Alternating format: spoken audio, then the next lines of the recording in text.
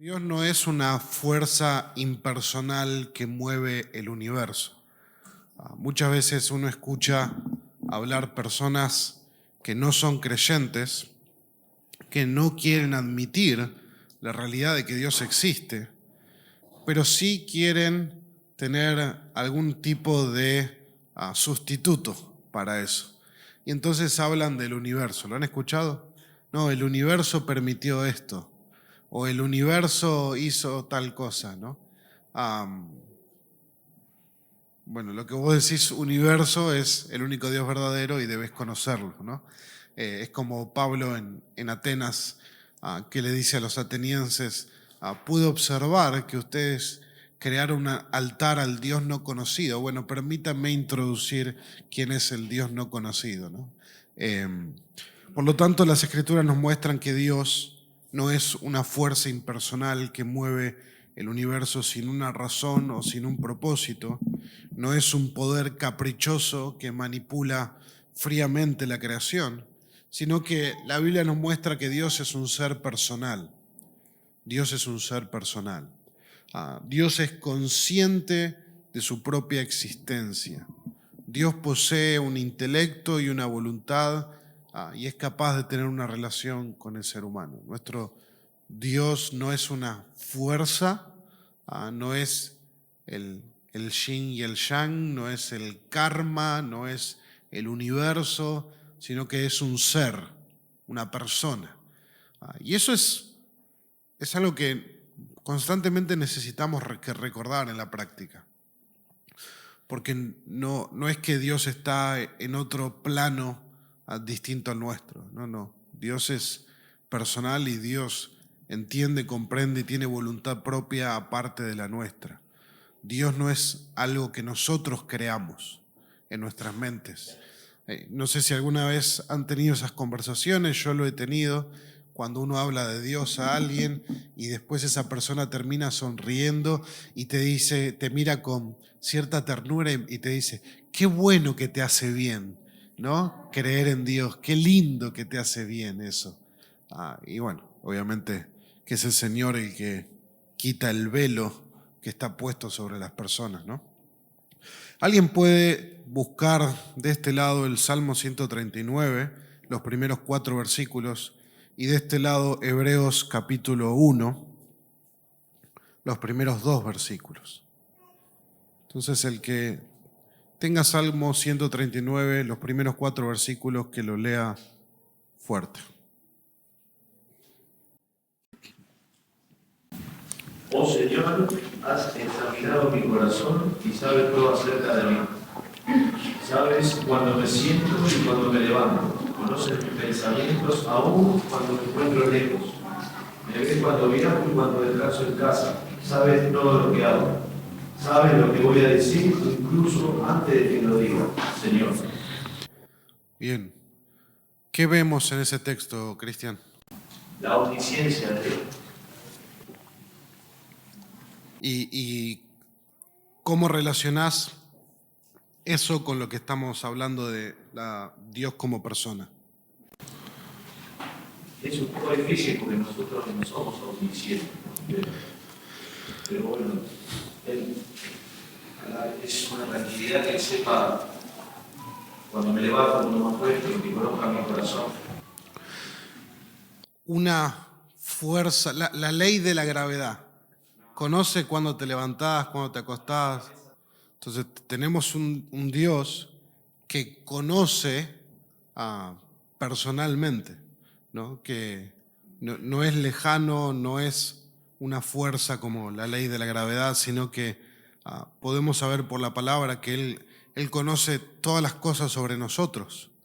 Conoce nuestros pensamientos, las intenciones de nuestro corazón, conoce cuando me levanto, cuando me acuesto, conoce cuando estoy triste, cuando estoy alegre, conoce la tristeza que uno lleva en el corazón que no cuento a nadie, etcétera, etcétera. Todo eso Dios lo conoce. Dios no, si bien no hablamos de la omnisciencia hoy, pero la idea de que Dios conozca personalmente mi vida y mis situaciones, habiendo 8.000 millones de personas en el mundo, bueno, realmente nos habla del poder de Dios y de su cuidado hacia la creación misma.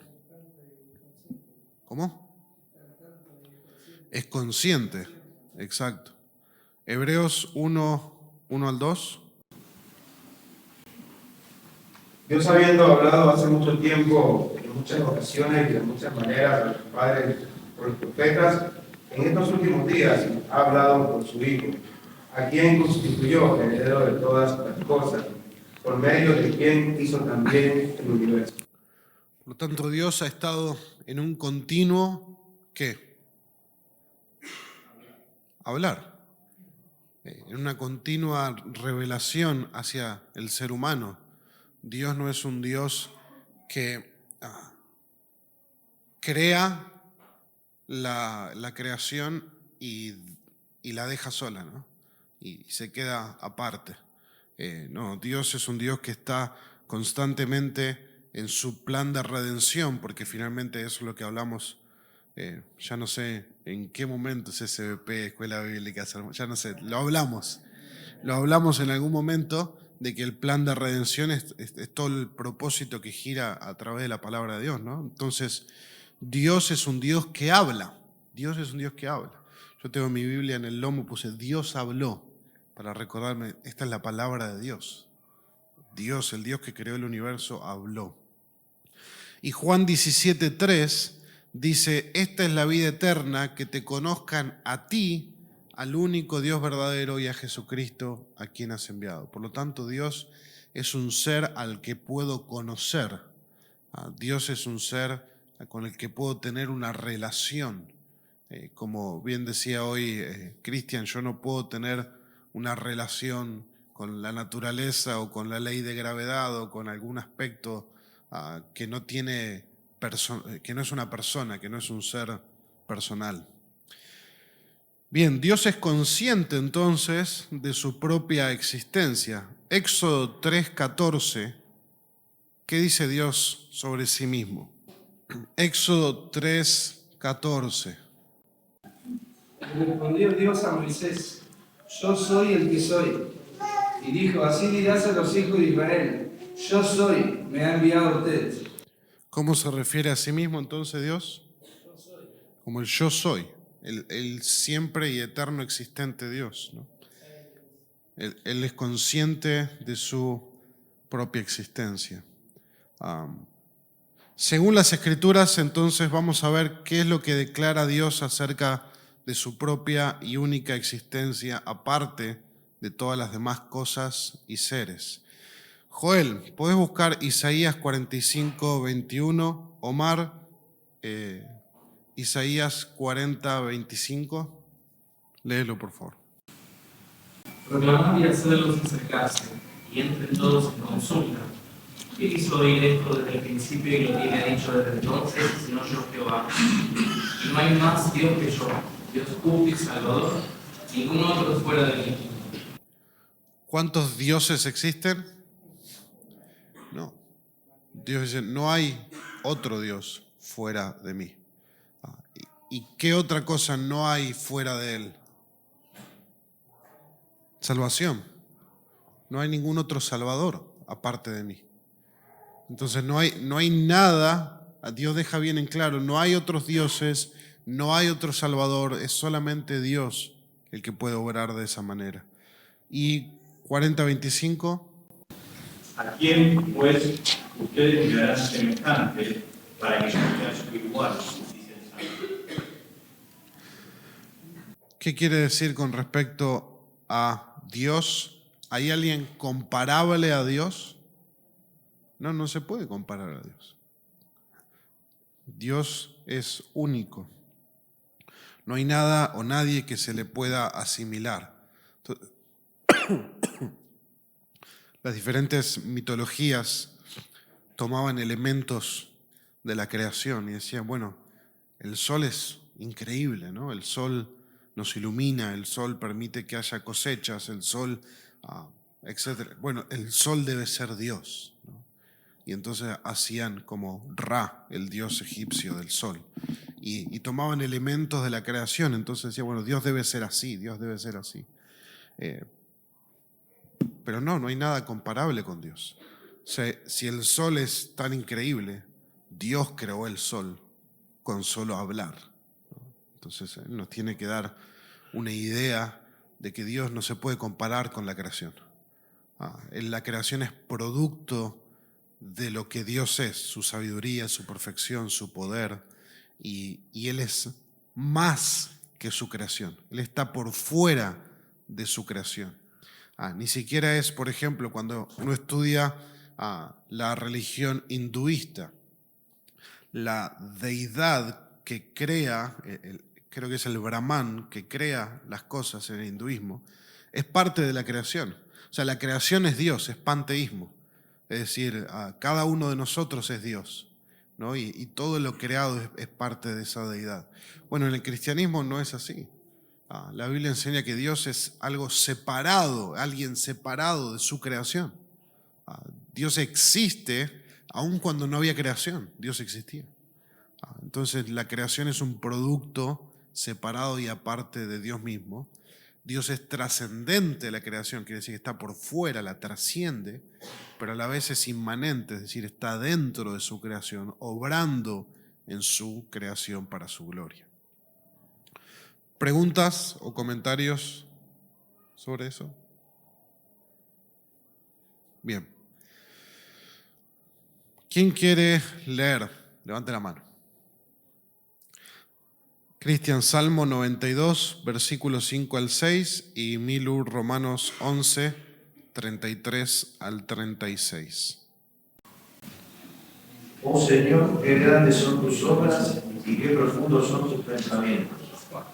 Solo un simplón no sabría y solamente un necio no entendería. Cuán profundos son tus pensamientos, Señor. Romanos 11. Oh profundidad de las riquezas y de la sabiduría y del conocimiento de Dios. Cuán insondables son sus juicios e inescrutables sus caminos. Pues ¿quién ha conocido la mente del Señor? ¿O quién llegó a ser su consejero? ¿O quién le ha dado a él primero para que se le tenga que recompensar? Porque de él, por él y para él son todas las cosas, a él sea la gloria para siempre. ¿Quién ha entendido la mente del Señor o quién ha sido su consejero? Dios es un Dios que posee intelecto, un Dios cuyo entendimiento y sabiduría excede nuestra capacidad de comprender. Cuando pensamos en la comparación entre el intelecto de Dios y el del hombre, las Escrituras nos dicen, por ejemplo, en el Salmo 94, 11, dice: el Señor conoce los pensamientos del hombre, sabe que son solo un soplo. Dios es eterno y en la eternidad de Dios, la vida de un hombre es nada, es un soplo. Imagínate que estás todo el día con tu mente y tus pensamientos trabajando y trabajando y Dios te puede mirar y decir: eso no es pensar. Llevo una eternidad pensando. Nuestro Dios es maravilloso. 1 Corintios 3:20. Richard, ¿lo podés leer, por favor? Después leo Isaías 55, del 8 al 9. Y de este lado, Gaby, podés buscar 1 Corintios 1, 20 y el versículo 25. 1 Corintios 3, 20. Y también el Señor conoce los razonamientos de los sabios, los cuales son inútiles. Bien. Adelante. Porque mis pensamientos no son vuestros pensamientos, y vuestros caminos, tus caminos. Son mis caminos más altos que vuestros caminos, mis pensamientos más bajos. Bien. 1 Corintios. 1:20 y después el 25. No todos los versículos. 1 Corintios 1:20. Así que, ¿dónde deja a los filósofos, a los estudiosos y a los especialistas en debate de este mundo?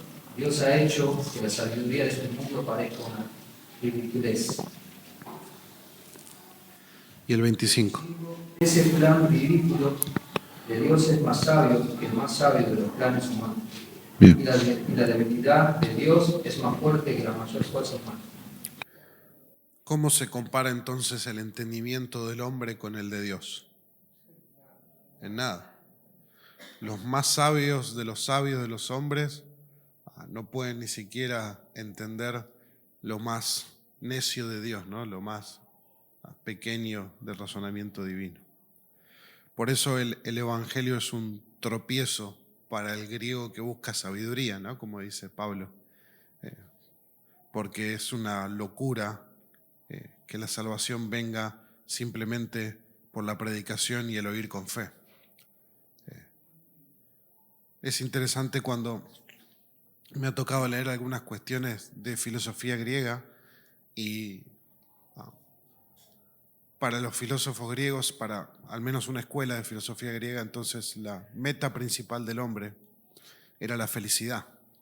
Y la felicidad se encuentra a través del conocimiento.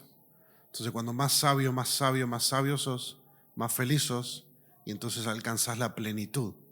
Pero obviamente, decían los filósofos, eso no está para todos. Eso es solamente para un grupo que puede alcanzar ese nivel de sabiduría. Y claro, cuando llega el Evangelio y dicen que cómo las personas pueden alcanzar su estado de felicidad y gozo eterno, bueno, cree que este hombre es Dios y murió y resucitó de la tumba. No puede ser que sea para todos. Evidentemente los más sabios tienen que tener una ventaja, pero no, en el Evangelio es para todo aquel que cree. Entonces vemos ahí también la sabiduría de Dios. Dios dice que, ¿cómo es? Entenebreció el entendimiento de los entendidos, volvió... Claro, eso, Romanos 1, pero pensando en cómo Dios hizo algo que enloqueció la sabiduría de los hombres, porque no se puede comprender por sabiduría, ¿no? Creo yo que a mí me parece que el Evangelio es todo lo que este mundo establece. Totalmente. Entonces como que es una locura para aquel que no entiende las cosas de Dios. Sí. Incluso ¿cómo puede ser que un ignorante y pobre tenga acceso al gozo eterno y un rey con toda su riqueza y poder se quede fuera de eso? O sea, es inentendible, ¿no? Bueno, así es como Dios pensó el plan de salvación. Entonces, ¿cómo el hombre puede comprender a Dios? Si Dios está más allá de toda su comprensión, entonces puede conocer las cosas infinitas de Dios a través de el Hijo unigénito de Dios. ¿Alguien puede leer Juan 1:18? Otro que busque 1 Corintios 2, versículo 11 al 12. Y alguien más que busque el Salmo 119, 97 al 100. El que tenga, lea. Sí, Mica. Juan 1:18. Nadie ha visto jamás a Dios. El unigénito Dios que está en el seno del Padre, Él lo ha dado a conocer. Entonces tenemos en Jesús, podemos conocer al infinito Dios, ¿no? Viendo a Jesús actuar, hablar, etc. 1 Corintios 2, 11 al 12. Porque entre los hombres, ¿quién conoce los pensamientos de un hombre, sino el espíritu del hombre que está en él? Asimismo, nadie conoce los pensamientos de Dios, sino el espíritu de Dios. Y nosotros hemos recibido no el espíritu del mundo, sino el espíritu que viene de Dios, para que conozcamos lo que Dios nos ha dado gratuitamente. Amén. Entonces, si el Espíritu de Dios puede escudriñar lo profundo de Dios, Dios ha puesto su Espíritu en nosotros para que nos enseñe acerca de Dios, ¿no?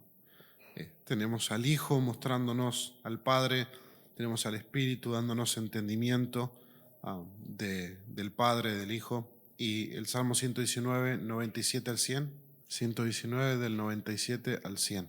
¿Cuánto vamos de todo el día ese día en meditación? 97. 97 al 100. Tu mandamiento me hace más sabio que mis enemigos, porque son mis para siempre. Más discernimiento que todos mis maestros, porque tus testimonios son mi meditación. Entiendo más que los ancianos, porque tus preceptos guardan. Bien. Entonces la ley de Dios es otro lugar donde podemos conocer a Dios, el carácter de Dios. Entonces tenemos la revelación especial de Dios para conocerle, ¿no? Por medio de su Hijo, de su Espíritu, de su palabra. En Deuteronomio 29:29, la Escritura dice que las cosas secretas pertenecen a Dios, pero las reveladas son para nosotros, para que las pongamos por obra. Entonces, ¿de qué manera debemos caminar delante de Dios? ¿Qué actitudes debemos tener para caminar delante de Dios, entendiendo que Dios es infinito, que Dios es infinitamente sabio, que su conocimiento excede todas las cosas? ¿Cuál debería ser nuestra actitud delante de Dios? Humildad. Humildad, no con ojos altivos delante de Dios, sino confiando en Él, porque Dios sabe mejor que nosotros las cosas. Entonces eso tiene que, la manera en que nosotros entendemos la infinitud de Dios, la grandeza de Dios, debe traer aplicación a nuestra vida. Entonces si hay algo que ocurre en mi vida que no lo entiendo, bueno, Dios sí lo entiende, porque Él lo permitió, porque Él lo planificó, lo decretó de esa manera. Entonces puedo confiar en que la sabiduría de Dios excede mi sabiduría, ¿no? Y Dios también posee una voluntad. Hablamos de que Dios posee un intelecto, pero Dios también posee una voluntad. Nico, ¿podés buscar Proverbios 19:21? Javi, Isaías 14:27. Alex, Isaías 46, del 9 al 10. Cris, Efesios 1:11. Y vamos a prestar atención cómo habla cada uno de estos textos sobre la voluntad de Dios, cómo Dios posee una voluntad específica. Proverbios 19:21. Muchos son los planes en el corazón del hombre, mas el consejo del Señor permanecerá. Bien. Sí. Porque Jehová de los ejércitos lo ha determinado, ¿y quién lo impedirá? Y su mano extendida, ¿quién hará retroceder? Bien. Isaías 46. 46:10. Acordado de las cosas anteriores y pasadas, porque yo soy Dios, no hay otro. Yo soy Dios, no hay ninguno como yo, que declaro el fin desde el principio y desde la antigüedad lo que ha sido hecho. Yo digo, mi propósito y todo lo que quiero realizaré. Efesios. También en él hemos obtenido herencia, habiendo sido predestinados según el propósito de aquel que obra todas las cosas conforme al consejo de su voluntad. Bien. ¿Qué quiere decir esto con respecto a la voluntad de Dios? ¿Y qué quiere decir eso? Él hace lo que quiere. Dice que Él quiere, se va a hacer. Y nada se lo tenga. Nada que lo tenga, hacer lo que quiere. Así que el plan, la voluntad de Dios va a prevalecer por cualquier otro. Porque al ser soberano, o sea, tener todo el poder y toda la autoridad, nadie puede frustrar los planes de Dios. Entonces, no importa cuánto el hombre se esfuerce, el plan de Dios va a prevalecer. ¿Qué cosas entonces vimos la voluntad de Dios y que Él puede hacer cualquier cosa que Él quiera? Pero ¿qué cosas Dios no va a hacer? No se va a negar a sí mismo, no se puede contradecir. Bien. Segunda de Timoteo 2:13 dice, si somos infieles, Él permanece fiel, pues no puede negarse a sí mismo. Y aunque el versículo parece de mucho ánimo, no lo es en el contexto, porque en el contexto del pasaje, este puede ser un texto que a veces sacamos del contexto. Quiere decir que si yo soy infiel, Dios permanece fiel. Sí, pero Dios permanece fiel en el contexto, en su juicio. Quiere decir que si niegas a Cristo, Él también te negará. Y aunque vos seas infiel, va a permanecer fiel a esa realidad, ¿no?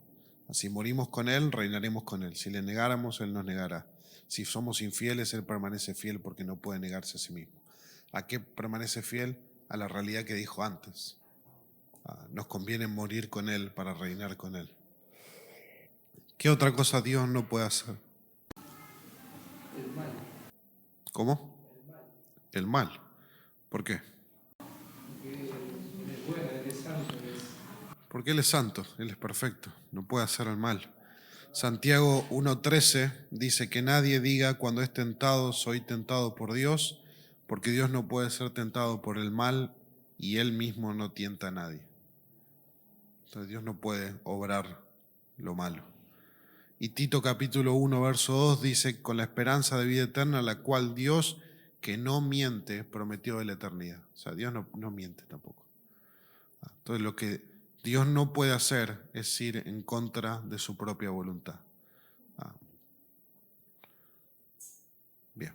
¿Preguntas sobre eso? Miles, dice que. ¿Un comentario, pregunta? ¿Estamos de acuerdo? Bueno. Seguimos entonces. Dios tiene intelecto, Dios tiene voluntad, Dios es relacional. La Biblia revela que Dios desea una relación con el hombre que Él creó, porque ha sido creado a su imagen y a su semejanza. Y es en Génesis capítulo 3, ¿qué ocurre en cuanto a la relación que Dios desea tener con el hombre? Se rompe. ¿Quién dijo se rompe? Gaby, ¿por qué se rompe?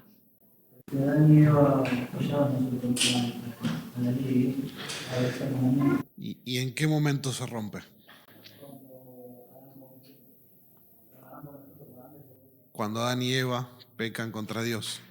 ¿Y qué produce en Adán y Eva el pecado en ese momento? Vergüenza. ¿Qué más?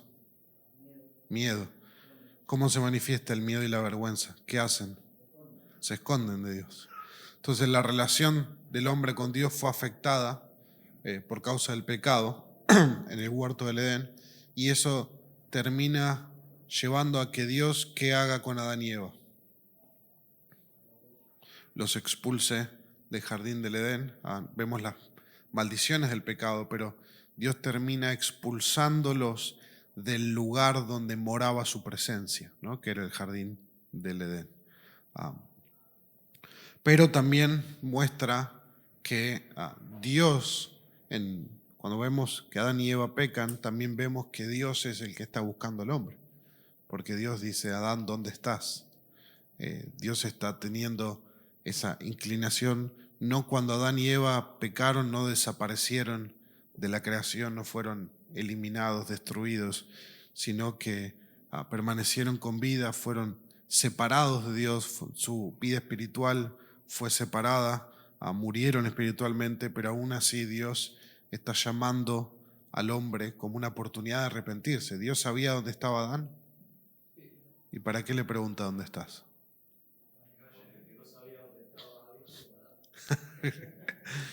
Porque el que estaba perdido era Adán.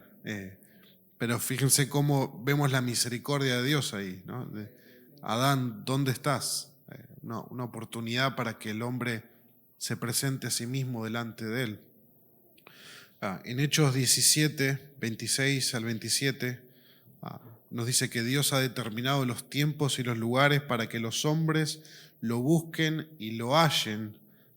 Y simplemente eso nos demuestra que Dios quiere ser hallado. O sea, Dios quiere que el hombre le busque. El hombre no lo va a hacer por naturaleza, porque el hombre no quiere buscar a Dios. Por eso, Lucas 19:10 nos dice que Dios envió a su Hijo, ¿para qué? Para buscar y salvar lo que se había perdido. Entonces, como Dios sabía que nadie lo iba a buscar por su propia voluntad, porque Romanos 3 nos dice, no hay quien busque a Dios. entonces nuestro Dios vino a buscarnos. Se hizo hombre y vino a buscar y a salvar lo que se había perdido en Génesis capítulo 3, ¿no? Y entonces, ¿alguien pueda leer Romanos 5, 8, 10? ¿Qué ocurre entonces? Romanos 5, 8 al 10. Pero Dios demuestra su amor para con nosotros, en que siendo aún pecadores, Cristo murió por nosotros. Entonces, mucho más, habiendo sido ahora justificados por su sangre, seremos salvos de la ira de Dios por medio de él. Porque si cuando éramos enemigos fuimos reconciliados con Dios por la muerte de su Hijo, mucho más, habiendo sido reconciliados, seremos salvos por su Hijo.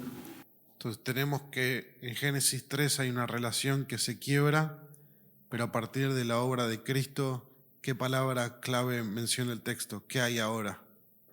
Una reconciliación. Ahora puede el hombre reconciliarse con Dios por medio de Cristo, por medio de la obra de Cristo en la cruz. Colosenses 1, 19 al 22. Alguien pueda leerlo, por favor. Colosenses 1, 19 al 22. Por cuanto agradó al Padre que en él habitase toda plenitud, y por él reconciliar todas las cosas, así, pacificando por la sangre de su cruz, así lo que está en la tierra como lo que está en los cielos. ¿Hasta qué versículo? 22.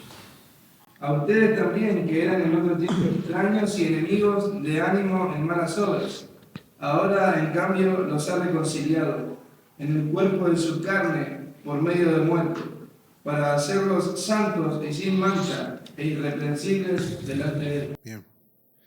Entonces, ¿qué otra palabra clave volvemos a ver en este texto?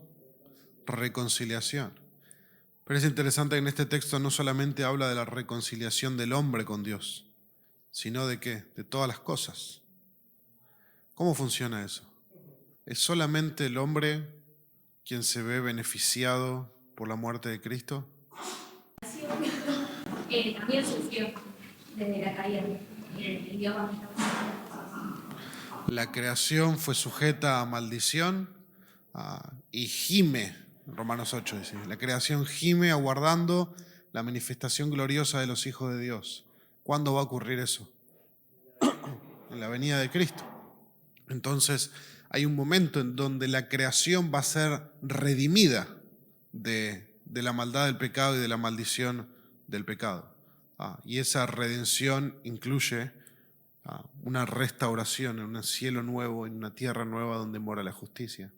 Entonces la creación misma padeció por la caída de Adán y Eva. Adán y Eva eran los representantes de Dios en la tierra, eran, por decirlo de una manera, los reyes que regían y gobernaban en nombre de Dios la creación, y al caer ellos, la maldición entró al mundo, el pecado entró al mundo, y por lo tanto la redención final en la segunda venida de Cristo también espera una restauración de todas las cosas. Bien, hermanos, hemos llegado hasta aquí. Solamente para mencionar un par de cositas antes de terminar. Ante este quebrantamiento de la relación con Dios y esta reconciliación con Dios, finalmente nuestra responsabilidad como cristianos es vivir una vida separada del pecado y de la idolatría. Entonces, ¿cómo debe llevarnos a vivir esto? 2 Corintios 6 dice que debemos vivir separados del pecado y de la idolatría, porque ahora Dios mora en nosotros. Es interesante cómo Adán y Eva son expulsados por el pecado del lugar donde mora Dios, que es el jardín del Edén. Pero en el nuevo pacto, Dios dice, voy a hacer algo completamente distinto. Ahora no les voy a dar acceso a un lugar donde yo moro, sino que yo voy a hacer mi morada en ustedes. Ustedes van a ser mi morada. Y ahí vemos la relación perfecta entre Dios y el hombre, donde ahora Dios hace su morada en su pueblo. Por eso la iglesia es el templo de Dios, el lugar donde mora Dios. Y por eso debemos vivir una vida santa, porque Dios mora en medio nuestro. Y en 2 Corintios 5 también se nos dice que nosotros ahora tenemos el ministerio de la reconciliación. ¿De qué se trata, Gaby, el ministerio de la reconciliación? Entonces nosotros tenemos el deber de anunciar a otros que Dios ha obrado reconciliación por medio de su Hijo y que llama a todos a que se reconcilien con Él, ¿no? Qué precioso para ver cómo un poco de teología bíblica en cuanto a la reconciliación de Dios con el hombre. Vamos a orar. Padre, queremos darte gracias porque Dios sos un Dios personal, porque sos un Dios que no nos dejó librados a nuestra propia suerte, no nos dejó librados a la condenación que merecemos, sino que viniste a buscar y salvar lo que se había perdido, e hiciste una reconciliación de todas las cosas por medio de tu Hijo, y ahora nos llamas a nosotros a anunciar la reconciliación a otros para que vengan en arrepentimiento y fe hacia ti, Señor. Qué privilegio tenemos, pero a la vez qué ánimo nos da para vivir una vida santa, el saber que ahora nosotros somos el lugar de la morada del Dios Santo. Te pedimos que nos ayudes, Señor. En el nombre de Jesús. Amén.